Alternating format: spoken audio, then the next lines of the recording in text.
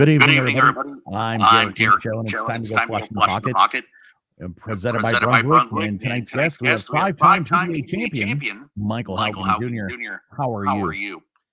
Well, I'm a little tired.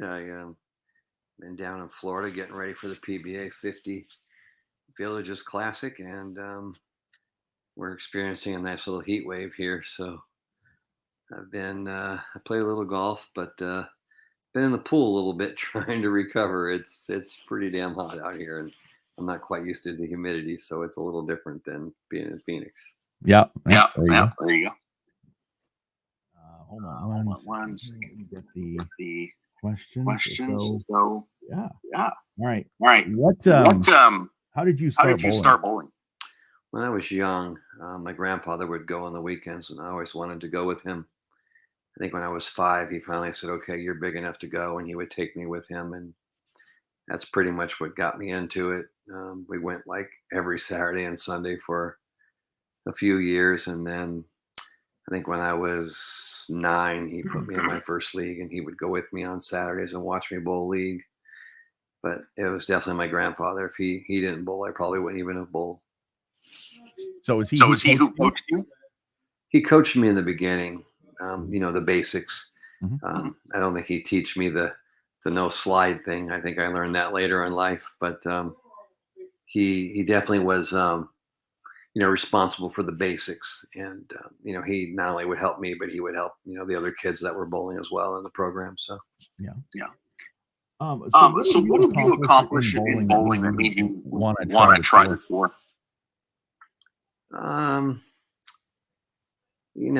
I realized I was good at it, and I just kind of wanted to see how far I could go with it. I never expected to win on the regional level, let alone the national tour level.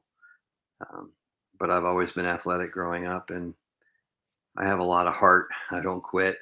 No. I'm the kind of guy, you knock me down, I just get up and come back harder. So, I just wanted to see how good I could be. And I didn't want to wake up at the age I am now and go, well, what if? So I took a chance and just chased my dreams, and I've been fortunate. Right. Absolutely. You've done a great job. What? You're a straight player, and a lot of guys that go on tour, they want to hook the ball. How come you decided to be a straight player instead of a big cranker? Because I can't hook it. You can't. It's interesting if you watch me bowl. I mean, I have the no slide, and sometimes the way I kind of release it, it's like a power player's game with no power, so to speak. I can't generate the revs that they have.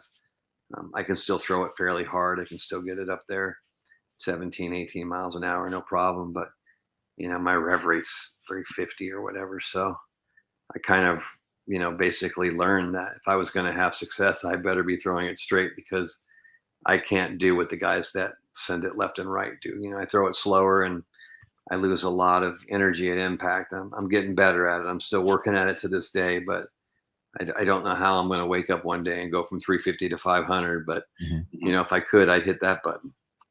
Who do you think throws it harder? You, Dave Traber in his heyday, or Eugene in his heyday? Eugene McCune is harder by farther than both of us.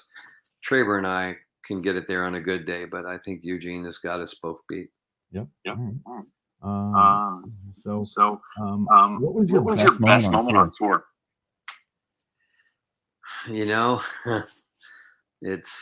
There's a few of them. I mean, to choose the very best one would be difficult, but I'll give you the best 5 and the reasons why. Well, maybe 6, because one of them was a losing moment, but it was still a good day. So I'll give you that one first. That was when I bowled 279 and lost to Pete when he bowled 289. It was bittersweet because I bowled 279 and probably should have won. And Pete just bowled a better game and beat me by 10. But it was the first time really that I believed that I was capable of winning out on tour. And that was kind of a stepping stone. If you hear a dog barking, I'm sorry. No, you're good. Dog. But that was the stepping stone to, having enough confidence into believing that I could actually win on the national tour. But the 5 best moments, I mean, winning your first title obviously is special because it's your first one. So that was kind of cool. Side story behind that, a year ago, before I won, I had to bull tour trials because that's back when the tour had the exempt tour and I had lost my exemption. And so I went into that part of the country in that area and bowled tour trials and secured my card for the following season again. And then basically 1 year later, I go back to that area and my grandmother is passing away and I win that tournament. No, excuse me, that's not true. A year later or later that year, I make the show there and my grandmother passes away. And she passes away on the day of my show. So I make the show and she watches me bowl. And a few hours later, she passes away. 1 year later, I come back to the area and I win my first national tournament in that area. So that was kind of cool. Second tournament, Tournament of Champions, the big comeback against Barnes. 54 pins, 53 pins down with 4 to go. And somehow, he makes a mistake and misses a 10 pin. And then I'm fortunate to come out of that with a pin victory in your first major against a player like Barnes, who obviously is one of the greats. That was pretty special. Third tournament was special because I won Mark Ross tournament. He was one of my idols growing up. So to win a tournament of one of your idols is always really, really cool. Yep. It was also the first time my wife had seen me bowl and win in person. So that was kind of cool too. She wasn't my wife then, but I was with her. The fourth tournament was cool because I won and proposed, and that's always special. And then the fifth one was neat because I probably wasn't supposed to win that one, and somehow lanes got tough, and I just finagled myself to the top seed and bowled 289 in the top match to win my fifth one. So those are all pretty cool for separate reasons. I think when the lanes are tough, I'm going to give the ball to you because I think you can handle it. Absolutely. Well, I'm probably going to get to the pocket. I don't know if I'll always strike, but I'll get to the pocket, and most of the time that's more than half the battle. So I actually texted Corey Kistner and told him that I was talking to you. And he said, ask him about how do you like it getting his first one against No Way? Did that offend you? Would you get along with Pete before then or after then or anything like that? What was that like? Okay, I'll give you a real quick answer, and then I'll go into detail and explain the other part of those questions you asked. So the whole, he ain't getting his first one against me, no way. That's Pete being Pete. It's competition. It wasn't disrespectful. He didn't say anything that I felt was disrespectful. He was just in the moment and he was competing. And I mean, I bowled 279 and I got beat by 289. Hats off to the man. He bowled a great game and he was right. I didn't get my first one against him. What people don't remember about that show is that's the title that put Pete past his father for career titles. So it meant a little something to him. The second part of that is Pete had run through a stretch of first-time winners bowling good in a title match against him and getting their first title against him. And that's what he was referring to, even though at the time I had no idea that's what he meant by it. And then to answer your question, I get along with Pete fabulously. Off the lanes, there's probably not a nicer guy you'll meet. Right. He's very respectful. He's, he understands bowling. He cares about bowling. He loves bowling. Me personally with Pete, I get along with him wonderfully. 2006, I'm bowling my second national tour stop ever at the Showboat before they tore it down. And we used to bowl 3 8-game blocks, and then you would cut, and then you'd bowl 8 more games. Then you would cut to top 24, and then you'd bowl 24 games of match play. It was like a major not being a major. And I had made the top 24 after those 32 games of bowling. And I was walking out to the truck to go drill a ball with my buddy, who I've known since the 5th grade. And as we're walking, if you remember the Showboat, you had to walk through that big corridor. And then you got by lane 1, and there was a pro shop. Then you made a right turn. You went out to the parking lot. Well, there's a corridor there right before you get out the parking lot. And Pete was sitting on the ground and having a drink and smoking a cigarette, talking to somebody. And my buddy and I turned the corner and we're going to walk outside. And Pete stops his conversation with the guy he's talking to. He goes, "Excuse me for a minute." And he looks at me and he goes, "Michael, that was great bowling this week. And don't let these guys intimidate you. You deserve to be here, and good luck to you this week." And I've never forgotten that. You know, he didn't have to do it. Nope. He did it. And from that moment on, it's just, for whatever reason, you know, he'd walk by me and I'd walk by him, and we would always say hello to each other. And we just had a really good relationship. You know, he can be intense in the lanes, and he's done some things that people go, "Oh, wish he would have done that," you know. Yeah. But one thing about Pete is he loves the game. He loves to compete, and he gives you 110% every time he's bowling. And when you ask someone to be that vested into it, you're going to get emotion, whether it's good emotion or bad emotion. Yep. And that's part of the game. And I'll take that any day of the week. So, yeah. You know, I've had many good moments. I mean, the show I was telling you about that my grandmother passed away, I beat Pete in the round of 8 to make that show. And when I beat him in that round of 8 match, it was like the best 3 out of 5 or 4 out of 7. I think it was 4 out of 7. And, you know, I whatever I did, I needed a spare, a strike to beat him, and I got it. And I just, at the foul line, I was just screaming, you know, I was like, you know, kind of thing. And I came back and I apologized to him. I said, "Pete, I'm sorry. You know, I got a little out there." And he says, "Michael, you just made the show. You can do whatever you want, you know." So he goes and finishes his 10th frame. And I was rooming with Chris Collins at the time. And Chris knew that my grandmother was not doing well. And so we hugged each other and we were crying because it was basically the last time my grandmother was going to get to see me on TV. And at the time, Pete was married to Tracy. And Tracy goes, "Michael, why are you crying? You've made this show plenty of times." And I said, "You know, Tracy, my grandmother's passing away, and this is going to be the last time she's going to see me." So she starts crying. And then Pete turns around and he goes, "Why is everybody crying?" And Tracy told Pete why we were crying. And then Pete's crying. And the 4 of us are just hugging each other and crying. It was just a really cool moment, you know. Pretty special, you know. So, you know, I know people love him or hate him, but he's always done right by me. And, you know, deep down, he is a very good guy. People just don't always get to see it because they see him in competition. And, you know, he's not always at his best when he's upset about something that just happens on the lane, and he doesn't have time to go into the room, change his shirt and calm down and come back and talk to you. Because then he'll talk to you forever and, you know, be calm, and he'll probably buy you your first drink or your first soda or whatever you want. And, you know, chat with you for hours. He's just that kind of a guy. So you think if he hadn't observed that emotion, he would have shot 300? Interesting that you say that, because when he did that and he got the first one, obviously the place was going crazy, and, you know, Pete's being Pete, and it's really hard to hear.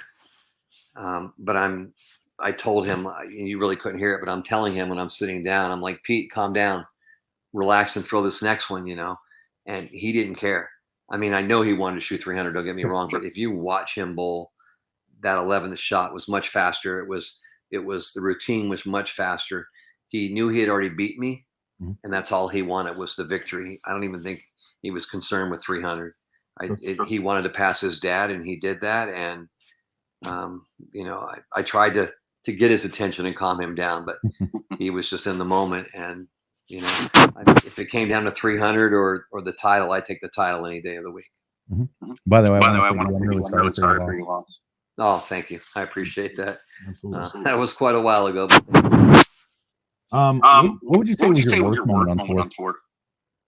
I mean, I've had a few, obviously, where you just go through slumps, and, you know, you can't make checks, and you can't figure the lanes out or whatever. And I mean, that's just part of being out there. And, you know, very few of the bowlers are blessed that they're that great that they can figure, you know, the conditions out in cash and the majority of the tournaments that they bowl in or whatever. I mean, there's only a select handful that can do that. So that's part of it. But loosely, the same day that I made the show in 2006 in Maryville, or maybe it was 2007 in Maryville. No, it was 2006. Made the show in Maryville the day my grandmother died. I was glad I made the show, but it was also a sad day because I lost my grandmother. So it was probably, there's a movie one day and I forget what the scene was, but they asked the guy, something, and he tells his story and he goes, best day of my life and worst day of my life.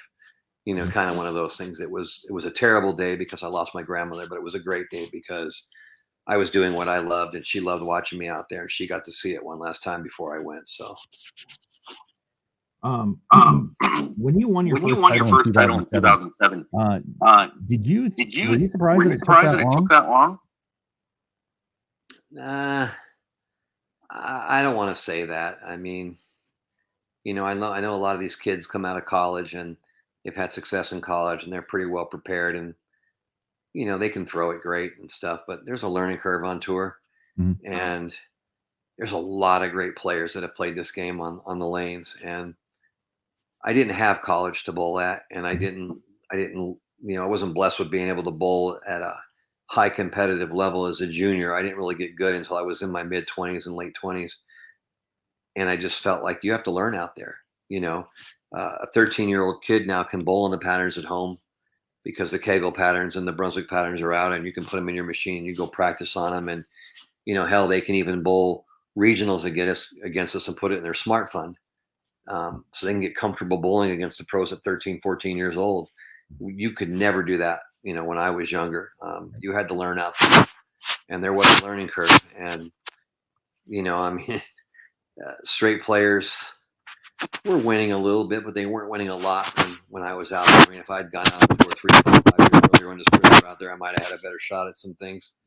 But, that's neither here nor there. That just wasn't was. Right. So, right. To say I'm surprised, no. There's a lot of great players out there.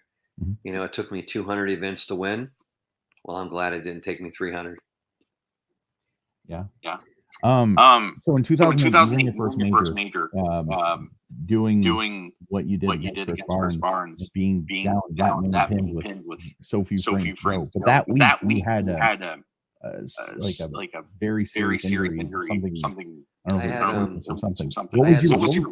What was going through your mind that week? You're like, oh shit. Well, there was a lot of things. So, I used to use grips, but it was tearing my fingers up. So that week we actually bowled. We bowled a doubles tournament the same week we bowled that TFC, if I'm not mistaken. Right. And it was at the Red Rock, and we bowled 2 days of the doubles, but you qualified individually, and then you got paired up with your partner that way. And I had missed by like 21 or 41 pins, if I'm not mistaken, something like that. And so the next day I had planned on drilling some bowling balls without grips. And that night, it was a Monday night. I think it was a Monday night, could have been a Sunday night. But my buddy and I, the same buddy that was with me when Pete said those words to me, he came out to watch. And so we played poker that night. We played all freaking night. I mean, literally, I didn't get back to the house I was staying at until like 7 a.m. the next morning. We were up all night playing poker. And so I went to bed that night at 7:30 in the morning, and I slept from like 7:30 in the morning until about 10:30 at night. I woke up and basically drank some water, had something really quick to eat, went right back to bed and slept till about 1 o'clock the next afternoon. And when I woke up, my throat was swollen shut. I could barely talk. So I went to urgent care, and they basically gave me some antibiotics and said, just rest and relax, and you'll be okay in a few days. And I told the urgent care doctor that, thanks for the meds, but I'm going to go bowl the TSC now. And he's like, yeah, good luck, kind of thing. So I ran down to the bowling center and laid those bowling balls out to get drilled, and asked Kurt Von Kruger at the time, who was a tournament director. I wasn't going to go to the TSC dinner that night because I was not feeling good, and that I was going to go back to the house and rest. I qualified slow, wasn't really thinking much of it. Made match play. The second round of match play, I think I jumped to the lead, and I just had a good look, and just was bowling well. And the next thing you know, I'm top seed for the show. I thinking I was going to win it. I'm never that confident that I'm like, yeah, I'm going to win this. Maybe I should. That could be part of my my problem per se sometimes. But I was happy with how I was bowling and everything. Fast forward to the show, the same ball that got me to the show, I've got 2 spares, 2 strikes, and 2 opens through 6 frames. Barnes is killing me like I'm a 3-year-old in a ring and I'm a punching bag. Mm-hmm. And I get up on the right lane in the 7th frame and I change bowling balls and I strike. And I get up on the left lane in the 8th frame and I change to another bowling ball and I strike. And I sit down and I go, well, if you 4 9s or big 4s or something, maybe, And then he gets up and in the 8th throws it decent. I forget what he did, but then in the 9th he gets up and he rings the 10. Great shot, just rings the 10. Then he misses it. And so now I'm like, okay, make sure you get them all and force them to get, to get 20. And I was fortunate to get up and throw the strike in the 9th and then throw the first in the 10th and get time to fill. And it forced him to double. To win. Strikes for the tie. And I was fortunate that he went 2-pin, 4-pin in the 10th, and I beat him by a pin. Wow. That was definitely an incredible match. So you mentioned earlier when you got engaged to your wife when you won your 4th title. Was that planned to do that if you won? What would you have done if it wasn't in your favor? I guess. Well, it was planned on my end. It wasn't planned on her end. Right. She had no idea I was going to do it. So what had happened was we had the ring because we had talked about getting married at some point, before the year's end. She had a ring that she had from a previous relationship, and we had melted it down, took all the diamonds out, and we made a new ring out of it. And so it had been sitting at the house for a while, and she would try it on every now and then, and I could tell that she was wanting to put it on. So my plan was to go to the World Series of Bowling and make a show and propose on national television. And through the first 3 tournaments of the World Series of Bowling, I was so far from making that happen that I wasn't even sure it was going to be a reality. And on the Scorpion, I managed to pull some magic together and, made the first cut. And then we bowled 7 more games the next cut. I was 6th going into the last game. I made a ball change and shot 240 and went from 6th to 1st and became the top seed of the show.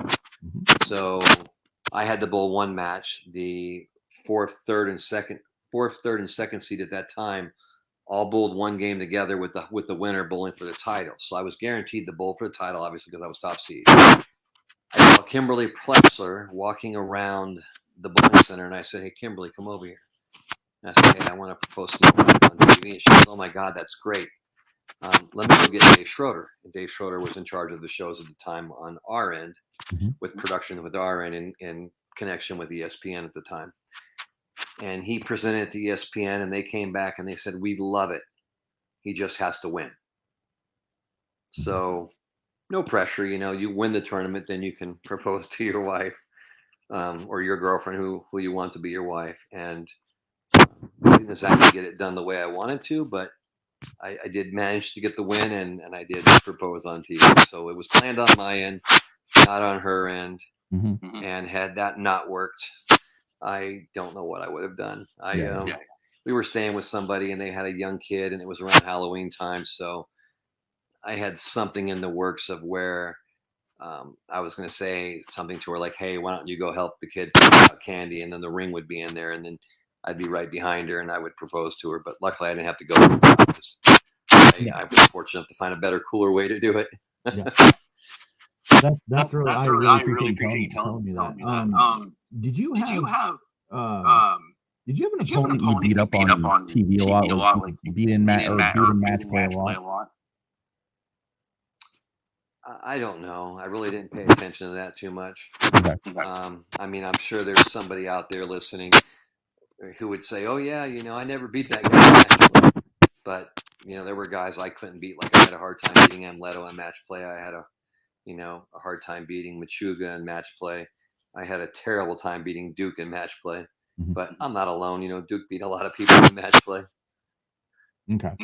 So that kind of answers your question 11. Those 3 guys had your pretty much. You I'm not sure how many times I bowled them, and I'm not sure per se, if indeed it was one-sided, but it just, maybe it was important that I lost to those guys that stick in my head a little bit more, Sure.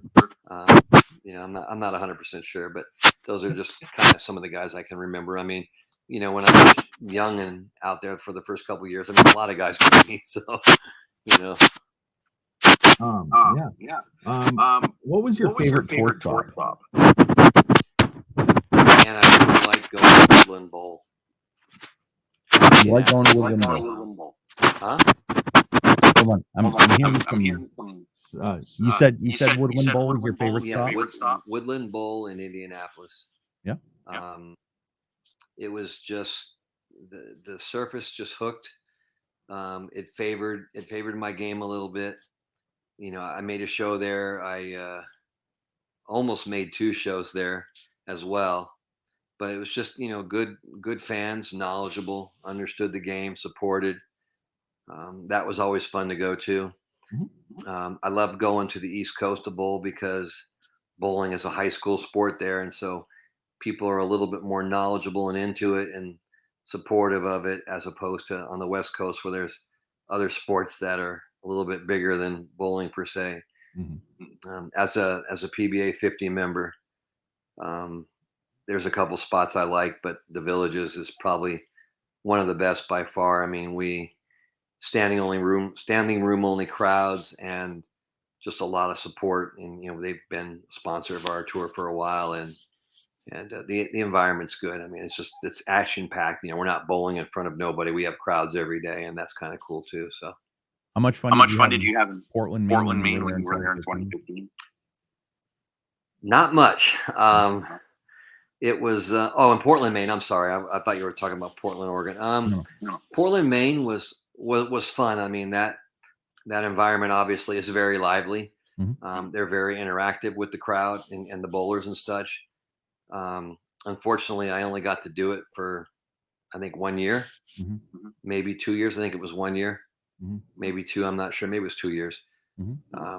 But it was fun. I mean, I'm not saying that noise should be like that everywhere you go, but in that environment where you're bowling with a team and it's supposed to be like that, I think it's a perfect fit for what they're trying to achieve, and you can definitely feed off that energy, the positive energy they're giving you. And then if you happen to get someone that maybe is, I don't want to say rooting against you, but you're not the home team favorite or whatever, then you can kind of use that as motivation too. So mm-hmm. it was a lot of fun. I mean, they didn't know a whole lot about bowling at first, but boy, they sure figured it out pretty quick. Oh yeah. Did you have a favorite tour stop? There were a couple places on tour that I'd go that I didn't cash and bowl well in. Nothing against the town. The towns were fine. Towns were nice. But for whatever reason, I just didn't bowl well at a couple centers. And I'm not going to say names because, I don't think that's fair. But there were definitely a couple spots. Yeah. Even on the PBA 50 tour, there's a couple of spots we go to that I have yet to cash in. And I was hoping to rectify that, and this year I didn't do it again. So maybe next year. Okay. Where did the PBA never go that they had gone to? That's a good question. I'm not sure. Mm-hmm. I feel like the tour has kind of been all over, and I don't know. I mean, I don't know enough. Like we used to go to Erie all the time, and Erie is obviously a big bowling town, and there was big fan support there, and we just don't go there anymore. Even the national tour doesn't go there anymore. They have other spots they go to and whatever. Mm-hmm. Sometimes a smaller town where the community really gets behind you is a pretty cool feeling to get to. So, maybe a couple small towns that across the country that we didn't get to that we could have maybe would have been a little bit better. But, I understand, the PBA was trying to be in mainstream cities and tap into markets and so forth. And, there was you can't argue about going to Long Island or New York City and hanging out. It's great sightseeing. Mm-hmm. Dallas is fine. Indianapolis is fine. Chicago's fine. All those places. And we bowled in all those places. So I really can't say there's a place I really wish we would go that we didn't go. So, right. Is there a PBA rule that you agree with? Yeah, there's a few, you know. You're asking me to pull them off top of my head. I really can't, but I will say that without starting a big controversy, there are some rules that could be changed and probably do need to be changed. But for the most part, I mean, you know, the rules are there for a reason, and they may not be quite as obvious until you're actually bowling tournaments and see situations happen, and then you go, okay, I can see why that rule's there or whatever. And most of the rules, believe it or not, are to protect the players. They're not against the players. So, right. Is there a PBA rule you disagree with? That's a good question. I'd have to think on that. Okay. Yeah, I'm not sure. I'd have to think on that. I mean, I'm sure there is. I'm sure I'll come up with one, but like next month I might be like, oh damn, I wish I'd have told Derek that. Yeah. What was not a PBA rule that should have been? Oh, okay. Excuse me a second. Sure. So I just did think of a rule that I don't like, and then I'll tell you because it ties into what should have been. So non-champions who bowl the tournament or guests who bowl the tournament and win the title, and they don't count it as an official title, or they don't give them a banner, I think that is the stupidest thing in the world. You still won the tournament, and you still should get a banner. And I'm not saying the banner needs to be up there every week because you don't bowl every week, but if you ever came back and bowled again, then your banner should be up there. But if you win a national title or even a regional title as a guest, and you've beat the players who were there, you are a champion. You know, you are a PBA champion, even if you're not a PBA member. You know, that's just my take. So I think it should count as an official title. I think they should get a banner in case they ever join. Their banner would be there for them.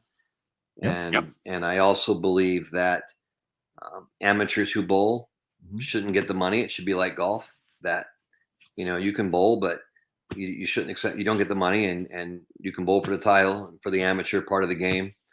I understand golf and bowling are structured differently, but I do believe if you're amateur, then you should be bowling as an amateur thing. You shouldn't be bowling and getting cash and all that. And the rule that I hate is that a bowler can. There's two rules that I hate.